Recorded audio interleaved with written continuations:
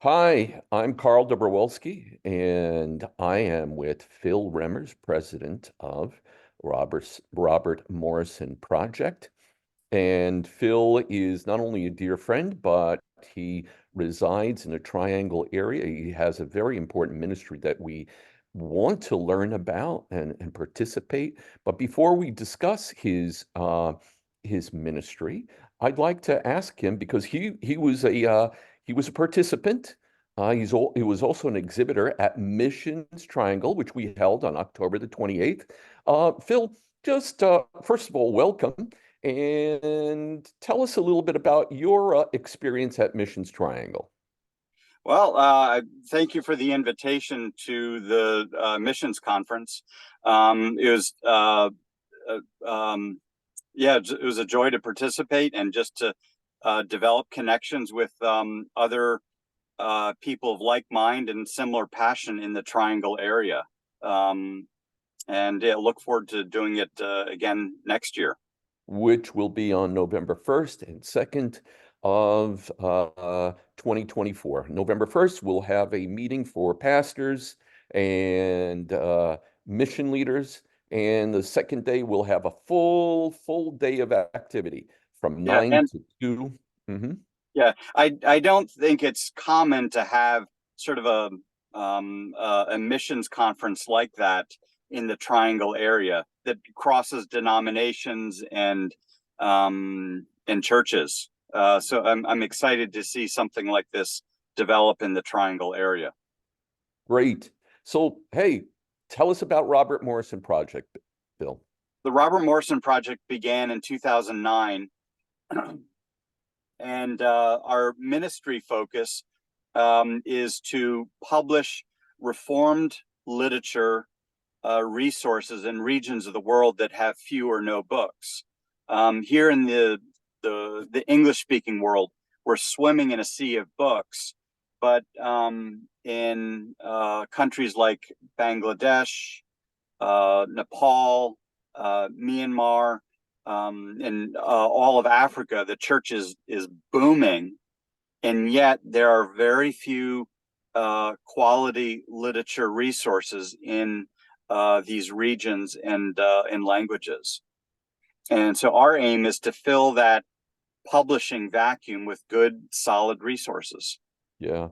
Phil, how many, for example, let's take a category of books, systematic theology. How many volumes do you reckon there are in English? Yeah, that's a great question. There are more than 3,000 systematic theologies in the English language. And yet most languages in the global South do not have a systematic theology. And that's just one genre. There are multiple genres of Christian literature Right. where the same thing can be said. And maybe you've heard of the expression, as the seminary goes, so goes the church. I think it can also be said, as publishing goes, so goes the seminary. And how can we do effective church planting in some cases, the near total absence of Christian literature in many global South languages and countries? It's imperative that that we start publishing in these languages and Right. regions. Right. And in the global South, over the next 30 to 40 years, it's projected to see one of the largest advances of the church in the history of the church. And I'm just in Africa alone. By 2050, the church in Africa is projected to grow to 1 billion. And in terms of literature, are we prepared for this? Not even close. It's not even on the radar screen of most evangelicals. And yet Christian literature, again, this goes to equipping, supplying, helping, growing the pastors, the lay leaders, the laity. This is essential. This is a ministry, right, Phil? That's right. That's right. Yes, it is. Yeah. So, what should the church know about Robert Morrison Project, and importantly, how can they participate? What help guide that discussion for a Yeah. pastor or a church? How do they interface with you? What should they be thinking? And yeah, what should they be doing? Yeah, I think one of the first things that we try and do is to help cast a vision for the importance of publishing in the local church. Because when people think of missions, they rarely, and if most of the time, never think of publishing as a mission endeavor. Right. Publishing is restricted to the realm of the publisher, and the publisher has to live or die based on sales volume alone. It's like it's thought more of in terms of a business than a ministry. Um, and so our role is to cast a vision and to give a venue for, or an avenue through which the local church can participate in global publishing. Yeah. Yeah. That's so important because it takes a partnership, Phil.